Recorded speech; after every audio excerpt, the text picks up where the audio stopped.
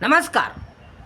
बोलण्याची पद्धत, वागण्याची पद्धत, राहण्याची पद्धत, आचरणाची पद्धत, चांगल्या व्यवहाराची पद्धत असली पाहिजे तरच जीवन सुंदर होते, छान छान होते, रंगमय होते, सुंदर होते. हा विषय आपण पाहत आहोत. या विषयाचे सविस्तर विश्लेषण करत आहोत. व्हिडिओ पूर्ण पहा, लाईक करा, शेअर करा, कमेंट्स करा आणि आपल्या चॅनलला सबस्क्राईब करा. बोलण्याची पद्धत असली पाहिजे, चांगल्या वागण्याची पद्धत असली पाहिजे, चांगल्या राहण्याची पद्धत असली पाहिजे, चांगल्या व्यवहाराची पद्धत असली पाहिजे, चांगल्या आचरणाची पद्धत असली पाहिजे,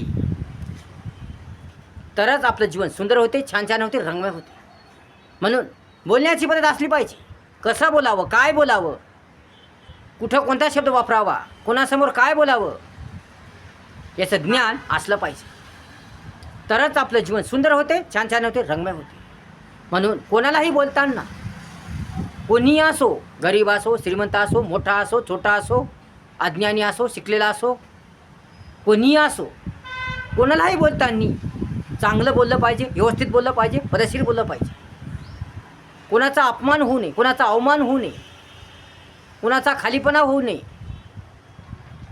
कोणाची बदनामी होऊ नये, कोणी नाराज होऊ नये, कोणी दुःखी होऊ नये, कोणाचं मन दुखू नये, यासाठी चांगलं बोललं पाहिजे, सुंदर बोललं पाहिजे, छान छान बोललं पाहिजे, योग्य बोललं पाहिजे, लायक बोललं पाहिजे. कारण बोलण्यामुळेच आपण किती चांगले आहोत, आपण कसे आहोत, आपले विचार कसे आहेत, आपला स्वभाव कसा आहे, हे बोलण्यामुळं कळतं. आपल्या बोलण्यामुळेच आपलं व्हॅल्यू, आपल्या बोलण्यामुळेच आपलं महत्त्व कळत असतं. म्हणून चांगलं बोललं पाहिजे, व्यवस्थित बोललं पाहिजे, पद्धतशीर बोललं पाहिजे. बोलताना आपली जीभ घसरू नये, बोलताना आपल्या तोंडून कोणताही वाईट शब्द निघू नये, कोणाचाही अपमान होऊ नये, कोणाचाही अवमान होऊ नये, कोणाचीही बदनामी होऊ नये, कोणाचंही मन दुखू नये, यासाठी चांगलं बोललं पाहिजे. म्हणून बोलता आलं पाहिजे, बोलण्याचं ज्ञान असलं पाहिजे.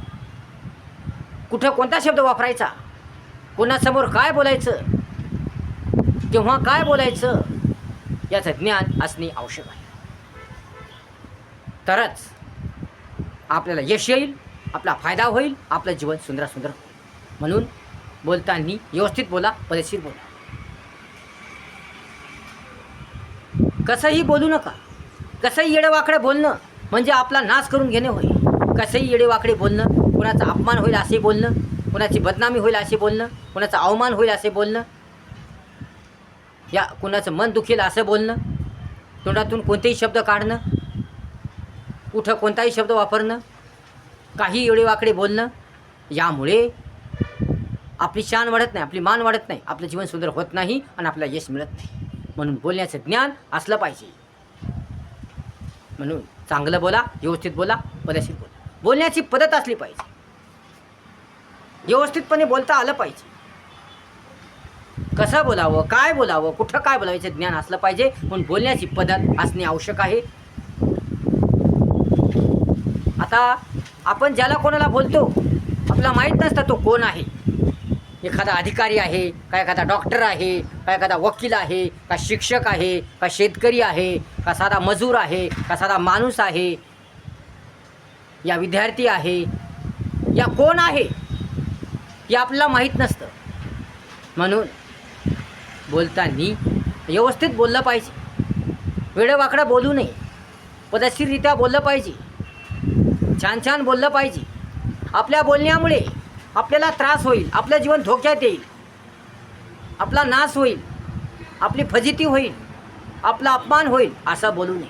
पण पुढे घडणाऱ्या परिणामाचा विचार करावा आणि विचार करूनच बोलावं, पद्धतशीररित्या, व्यवस्थितरित्या बोलावं. बोलणं गोड असलं पाहिजे.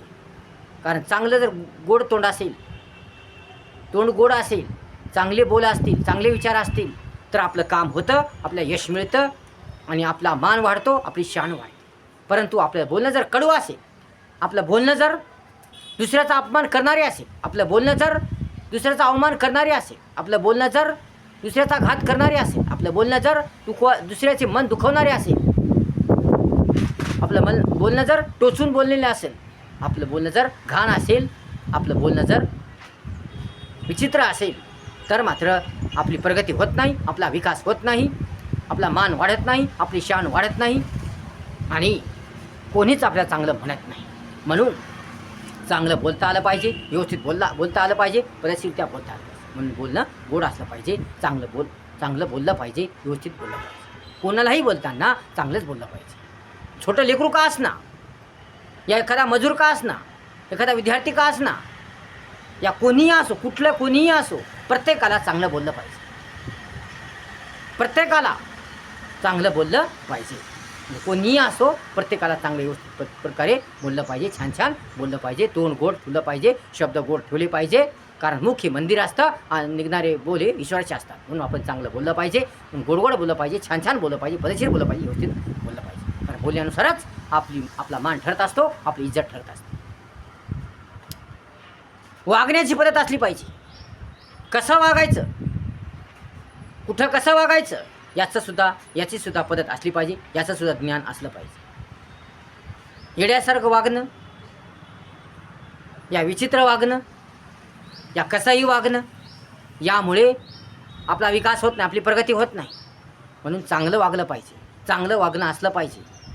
कुठेही कोणासमोरही चांगलं वागलं पाहिजे, पद्धतशीर वागलं पाहिजे, व्यवस्थितपणे वागलं पाहिजे, कार्य चांगलं केलं पाहिजे, कृती चांगली केली पाहिजे. दुसऱ्याला पटेल, दुसरा प्रसन्न होईल, दुसऱ्याचं मन आनंदी होईल, दुसऱ्याला आनंद होईल, दुसरा खुश होईल, अशी कृती केली पाहिजे, असं काम केलं पाहिजे. असं काम करू नये